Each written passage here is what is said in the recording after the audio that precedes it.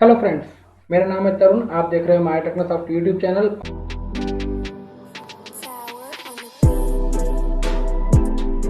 हमने एक series start की थी HTML की, जिसकी सेकंड वीडियो, जिसमें मैं आपको बताने वाला हूँ कि हेडिंग टैग क्या होता है, हम इसको क्यों यूज़ करते हैं, कैसे यूज़ करते हैं अपने वेब पेज को डिज़ाइन करने के लिए। तो हम चलते हैं सीधा हमारे नोटपैड पर और ब्राउज़र पर।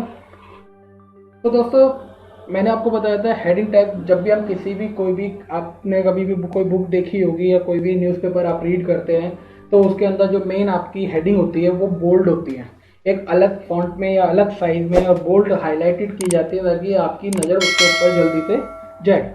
ठीक है, वो पॉइंट ऑफ अट्रैक्शन के लिए आपको बनाई जाती है कि आप उसकी तरफ जल्दी से देखें उस चीज़ को। और नीचे जो आपका कंटेंट होता है वो नॉर्मल फॉन्ट में लिखा होता है, जो आप बाद में अगर आपको हेडिंग अच्छी लगती है देन आप उसको रीड करते हैं, अदरवाइज नहीं करते। ठीक है, तो सेम वेब पेज में भी यही होता है कि अगर आप कोई भी कंटेंट लिख रहे हैं, किसी के भी बारे में कंटेंट लिख रहे हैं, कोई भी स्टोरी आप लिख रहे हैं, तो उसके जो कुछ पॉइंट्स होंगे हाईलाइट, जिसके थ्रू आप अपने कस्टमर्स को, यूजर्स को, विजिटर्स को चाहते हैं कि वो आपकी वेबसाइट के ऊपर रुकें कुछ टाइम के लिए और आपके कंटेंट को रीड करें, तो उसके लिए आप कुछ पॉइंट्स को हाईलाइट करते हैं।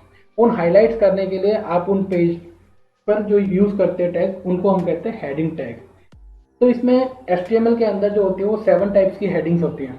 इसमें जैसे जैसे नंबर बढ़ता है H1, H2, H3, H4, H5, H6 and H7, जैसे जैसे आपका ये नंबर इंक्रीज होता है वैसे वैसे फॉन्ट साइज जो होता है इसका छोटा होता रहता है। यानी कि H1 का जो फॉन्ट साइज आप देखेंगे वो मैक्सिमम होता है, H2 का जो फॉन्ट साइज होता है वो H1 से कम होता है, H3 का और कम होता है। इस तरीके से H6 तक फॉन्ट साइज जो होता है कम होता है। लेकिन जो H7 होता है उसका जो फॉन्ट स्टाइल है वो छोटा नहीं होता है, H6 के बराबर ही होता है ऑलमोस्ट, लेकिन उसका फॉन्ट स्टाइल डिफरेंट हो जाता है। फॉन्ट साइज आपका सेम रहता है लेकिन फॉन्ट स्टाइल डिफरेंट हो जाता है।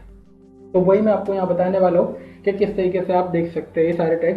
तो यहाँ हम पहले ही मेंशन किया हुआ था एक लाइन, मैं आपको इसको दोबारा से लिख देता हूँ कि फर्स्ट हम हेडिंग टैग यूज़ करते हैं। जब भी आप कोई भी टैग यूज़ करें तो हमेशा उसको क्लोज जरूर करें।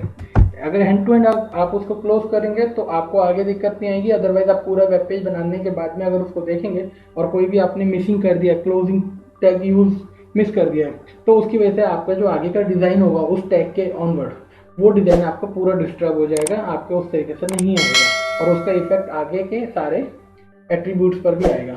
तो इसलिए आप जो भी कोई टैग ओपन करें उसको हैंड टू हैंड क्लोज करें ताकि आपको वो दिक्कत ना आए, क्योंकि अभी आप सीख रहे हैं इसलिए क्लोजिंग की आप हैबिट भी डालें अपने उसके साथ में। तो हम यहाँ पे हेडिंग H1 यूज़ कर रहे हैं, जो सबसे मेन टैग होता है, वेलकम टू माय टेक्नोसॉफ्ट। इसको हम सेव करते हैं और यहाँ पे रिफ्रेश करते हैं तो आप देखेंगे यहाँ पे आपका जो H1 का साइज़ है बाय डिफ़ॉल्ट ये साइज़ आपको दिखता है, वेलकम टू माय टेक्नोसॉफ्ट। इसी तरीके से अगर हम सेम लाइन यूज़ करते हैं H2 के साथ में,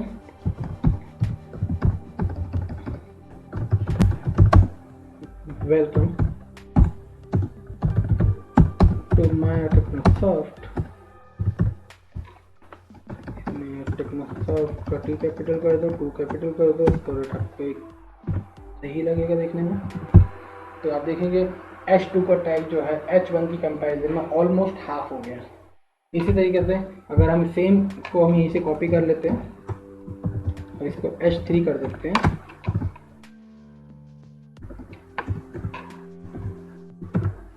और हम इसको रिफ्रेश करते हैं सेव करके, देन H3 का साइज जो है वो H2 से भी छोटा हो गया। इसी तरीके से हम और आगे चलते हैं, यहाँ पर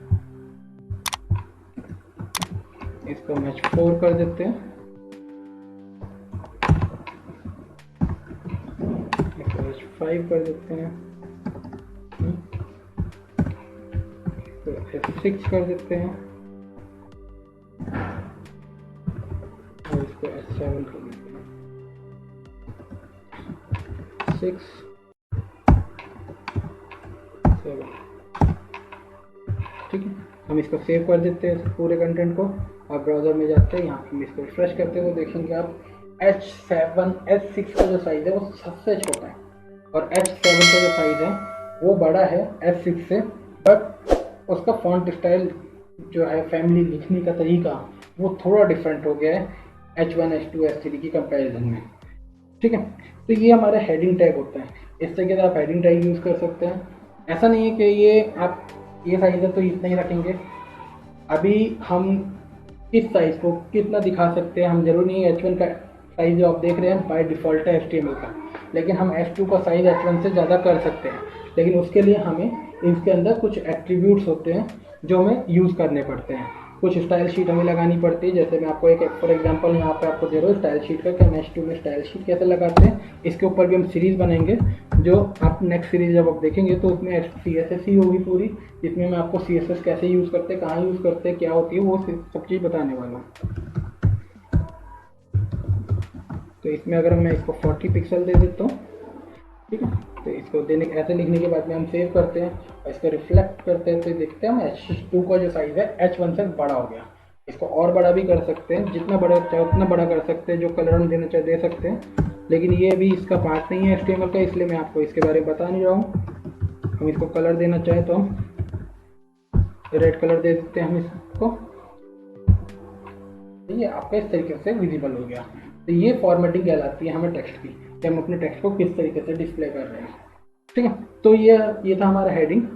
नेक्स्ट वीडियो में हम पढ़ेंगे पैराग्राफ के बारे में। अगर आपको ये वीडियो पसंद आए तो please like, share and subscribe.